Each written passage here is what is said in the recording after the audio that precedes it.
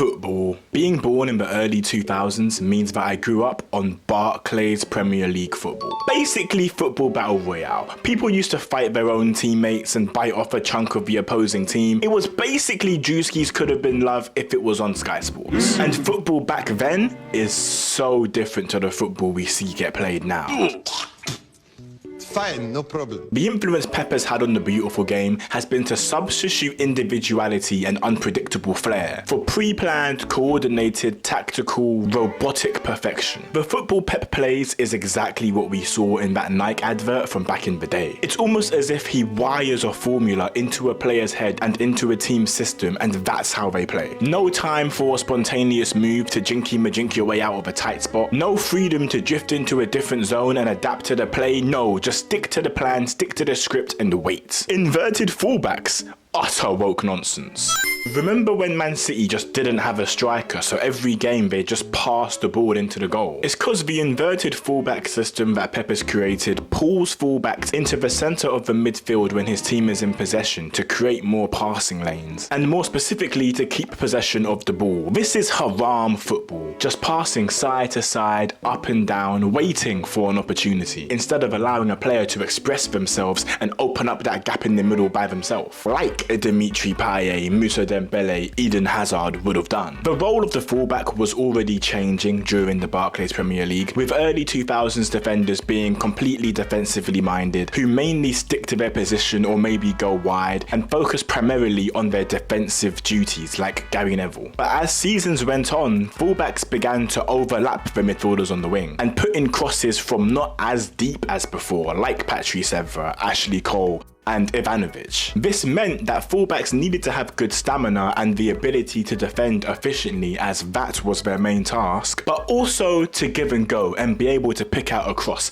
That's my idea of a fullback. Simple. Now, the so-called greatest fullback in the world is somebody who half of his own fans believe he should be playing in the midfield. Going forward, he's great, has an even better eye for a pass than most number 8s these days, but defensively he gets his pants pulled down more than 607 unk. He's more vulnerable than little Timmy when he's the last kid standing in the island-wide hide-and-seek game that's being hosted by Mr. Jeffrey. Playing Trent is like having a gaping hole in your defense, but what is a defense without defending? Kids these days don't even know what an RM is. They probably think it's some kind of variation of YN, like rambunctious munch. They don't even know that the man they call GOAT used to play in that position, and forget about munch, he used to devour his opponents until there was nothing left. And he humbled some of your uncle's favourite players of all time when he was playing in that position. Thierry Henry still hates him because he was only a little boy when he showed him what a man was.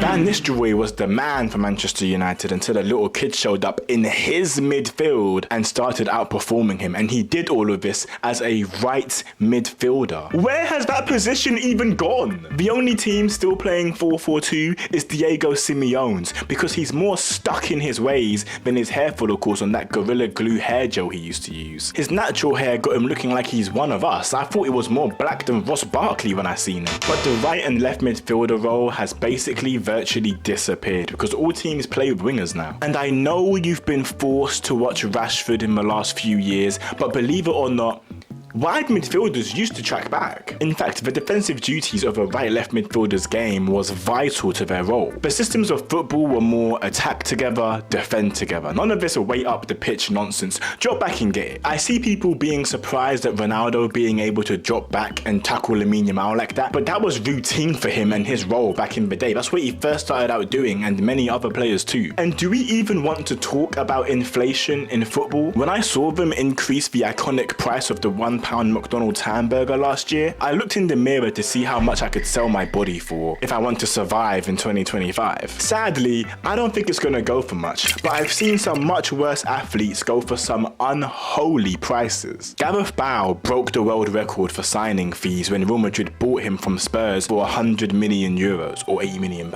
And Bale was one of the most promising talents in the world at that time, pushing forward from his naturally defensive position and ending his Premier Premier League season with 25 GA in 33 matches, and is now arguably the greatest British footballer of all time. 100 mil got you an all-timer. Chelsea paid 15 mil more than that for a Lukaku that couldn't wait to get back to his true family in Italy. He hated it at Chelsea, he just didn't perform. That Malteser dropped 8 goals in 26 games for Chelsea, talking about shut up. The inflation in football was utterly ridiculous, and I'm not done ranting about things that have changed. Penalties used to be the most nerve-wracking events to take place in sport. Only the bravest of players, the ones with the most ice in their veins, would dare to step up to a high-stakes penalty. They've made so many moments. Zizou vs Italy in 06, Andrea Pirlo vs England in 2012, man, even 21-year-old Ronaldo against England as well. A penalty dispatcher was somebody important, somebody to praise, because they meant a lot. Nowadays, too many fans try to disregard penalties as some kind of Mickey Mouse metric in measuring players. And yes, some people like Jorginho at Arsenal were obviously stat padding meaningless penalties,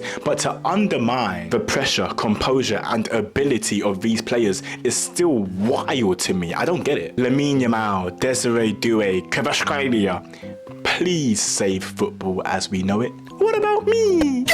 I miss the Philip Lahm, Ian Robben, Robin van Persie times of football. This Rodri and them era, nah, it's not for me. You know football's cooked when the player I look forward to watching the most is PK Humble. YouTube. You know who would have loved old YouTube? Yay. Oh my god, bro. Oh, hell no, man. What the fuck, man? Anything went for real. KSI got big off of making a grape face, and we all found it hilarious. Just saying that word now, your channel will have more strikes than a bowling alley. People were playing strip FIFA or strip Fortnite, where somebody will play with a girl, and every time they score or get a kill, the girl has to remove one piece of clothing. It's weird because all of those videos were targeted towards little kids at that time, and that's a little bit Ava Chris Tyson of them, if you get what I mean. But as one of those little kids at the time, I couldn't wait for that upload. Perfect. It's no wonder those videos used to do millions of views. There's millions of young boys going through puberty and learning themselves. If you don't believe me, then just ask Philip Schofield. So this video format used to be an infinite money glitch, but also on YouTube back in the day, it was mainly about the creator themselves. It wasn't ran by these big companies that employ entertainers or clout chasing demons. There was a point in time on YouTube where every single YouTuber was just a passion project. That's word to Niga Higa, one of the very first YouTubers who just made videos to make people laugh using his own humor by skits and jokes. Word to Swoozy, one of the first animators taking his passion of drawing and combining it with interesting, relatable life stories. Bro, some of these animators must be Megan Thee Stallion lying, because how have you gone through everything? Then you have your Markipliers, Jacksepticeye's, Vikstars and Corey Kenshins, and what all these people have in common is that they were building their communities based around something that they enjoy and putting the twist of presenting their own personalities to relate to or be entertained by. There's plenty of creators now making content that they don't even like, just hoping to cling on to some relevancy, and others who solely make content for the sake of the bag, like those terrible 20 vs 1 videos, bro. There is absolutely no passion in those videos. One thing I will give to new school YouTube is the amount of different content that's on there. Because yes, lots of people talk about the Mr. Beastification of YouTube, and yes, that is true. Lots of big brands and companies just straight copycat off of Mr. Beast,